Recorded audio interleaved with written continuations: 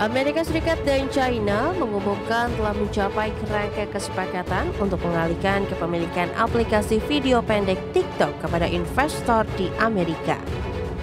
Kesepakatan tersebut menurut rencana akan ditegaskan dalam pertemuan antar Presiden Donald Trump dan Xi Jinping yang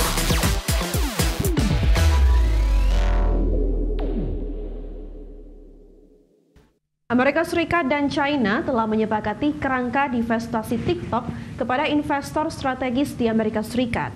Presiden Amerika Serikat Donald Trump menyebut kesepakatan tersebut akan masuk dalam pembahasan dalam pertemuan antara dirinya dengan Presiden China Xi Jinping yang dijadwalkan pada pekan ini.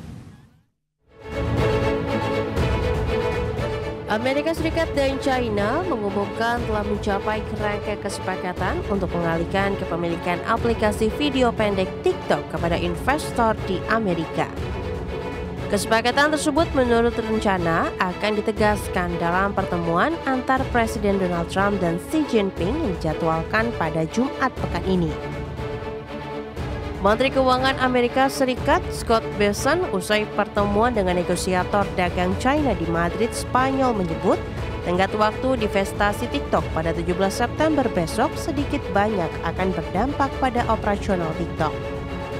Karena itu, Amerika Serikat dan China pun berupaya mempercepat kesepakatan divestasi TikTok yang kini dimiliki perusahaan asal China ByteDance. Secara terpisah, rencana pertemuan dengan Xi Jinping juga diungkapkan oleh Donald Trump.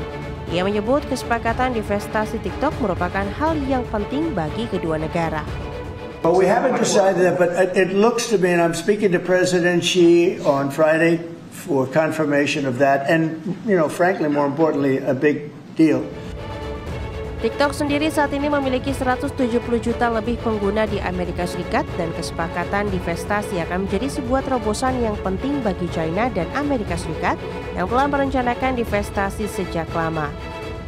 Rencana divestasi TikTok pertama kali dikemukakan pada Maret lalu, namun belum juga terwujud hingga saat ini. Berbagi sumber, IDEX Channel. Pengadilan banding memutuskan untuk menolak permintaan Presiden Amerika Serikat Donald Trump untuk memberhentikan anggota Dewan Gubernur The Fed Lisa Cook. Dengan demikian, Cook masih bisa hadir dalam rapat FOMC yang akan memutuskan suku bunga pada pekan ini. Pengadilan banding Amerika Serikat pada Senin kemarin resmi memutuskan untuk menolak permintaan Presiden Donald Trump untuk memberhentikan anggota Dewan Gubernur Bank Sentral Amerika Serikat Lisa Cook. Keputusan ini menjadi yang pertama kali sejak The Fed didirikan pada tahun 1913, di mana untuk pertama kalinya seorang presiden meminta anggota Dewan Gubernur The Fed untuk diberhentikan dari jabatannya. Putusan pengadilan banding Distrik Columbia itu memungkinkan Cook tetap menjabat sebagai anggota Dewan Gubernur The Fed. Cook juga masih dapat hadir dalam rapat FOMC yang digelar pada Selasa dan Rabu ini untuk memutuskan suku bunga The Fed. Dalam sidang pengadilan banding yang beragendakan keputusan akhir, Hakim Pengadilan Banding Michelle Childs dan Bradley Garcia memutuskan menolak permintaan Trump untuk memberhentikan Lisa Cook. Sementara satu hakim yakni Greg Casas memutuskan sebaliknya.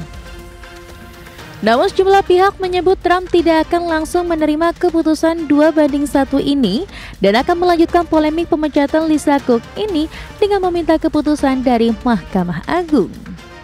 Berbagi sumber, IDEX Channel. Pemirsa, raksasa perusahaan perangkat lunak Oracle dikabarkan masuk dalam konsorsium perusahaan yang akan mengambil alih operasional TikTok di Amerika Serikat. Ya, hal tersebut dimungkinkan sejak dengan dicapainya kesepakatan awal untuk divestasi operasional TikTok di Amerika Serikat oleh negosiator dari Amerika Serikat dan China di Madrid, Spanyol. Sejumlah kabar menyebut Oracle akan tergabung dengan sejumlah perusahaan untuk mengakuisisi kepemilikan dan operasional TikTok di Amerika Serikat. Adapun kepastian divestasi TikTok di Amerika Serikat masuk dalam agenda pertemuan antara Presiden Amerika Serikat Donald Trump dan Presiden China Xi Jinping pekan ini. Sebelumnya pada akhir Juli lalu, raksasa investasi private equity Blackstone sempat dikabarkan masuk dalam konsorsium perusahaan yang akan mengambil alih operasional TikTok melalui pengambil alihan saham minoritas. Namun perkembangannya, Blackstone justru menyatakan pengunduran diri dari rencana tersebut.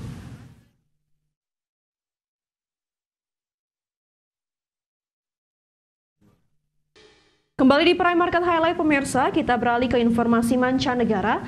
Pelapor khusus PBB untuk hak-hak Palestina, Francesca Albanese, menuding Israel berupaya menjadikan Gaza tak layak huni melalui gempuran militer yang masih berlangsung. Ia juga memperingatkan operasi itu membahayakan nyawa sandera Israel yang ditahan Hamas. Pelapor khusus PBB untuk hak-hak Palestina, Francesca Albanese, menuding Israel berupaya menjadikan kota Gaza tak layak huni melalui gempuran militer yang masih berlangsung. Albanese menyebut Israel menggunakan senjata tak konvensional dan memaksa evakuasi massal warga sipil. Ia menilai langkah itu merupakan bagian dari upaya pembersihan etnis dengan kondisi zona kemanusiaan di selatan Gaza kian memburuk karena kekurangan pangan dan fasilitas dasar. Menurut otoritas lokal, hampir 2 tahun operasi militer Israel di Gaza telah menewaskan lebih dari 64.000 orang. Di sisi lain, Israel membantah tuduhan tersebut dan menegaskan serangan ditujukan untuk menumpas Hamas secara permanen. Pemerintah Israel menyatakan telah memperingatkan warga sipil untuk pindah, meski sejumlah kelompok HAM menuding langkah itu sebagai pengusiran paksa. Israel menegaskan tindakannya merupakan pembelaan diri setelah serangan Hamas pada 7 Oktober 2023 yang menewaskan 1.200 orang dan menyisakan 251 sandera. Adapun Albanese yang dikenal kritis juga menuding komunitas internasional berkomplot dengan diam terhadap perang Israel. Posisinya makin sulit sejak dirinya masuk daftar sanksi Amerika Serikat karena mendorong tuntutan hukum terhadap Israel di Mahkamah Pidana Internasional. Ia mengatakan kemungkinan besar gagal hadir di sidang umum PBB September ini untuk menyampaikan laporan resmi terkait situasi Gaza. Berbagai sumber, IDX Channel.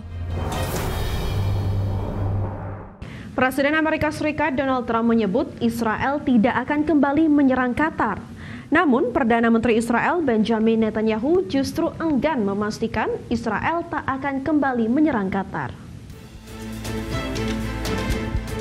Presiden Amerika Serikat Donald Trump mengatakan Perdana Menteri Israel Benjamin Netanyahu telah mengatakan tidak akan kembali melancarkan serangan ke Qatar.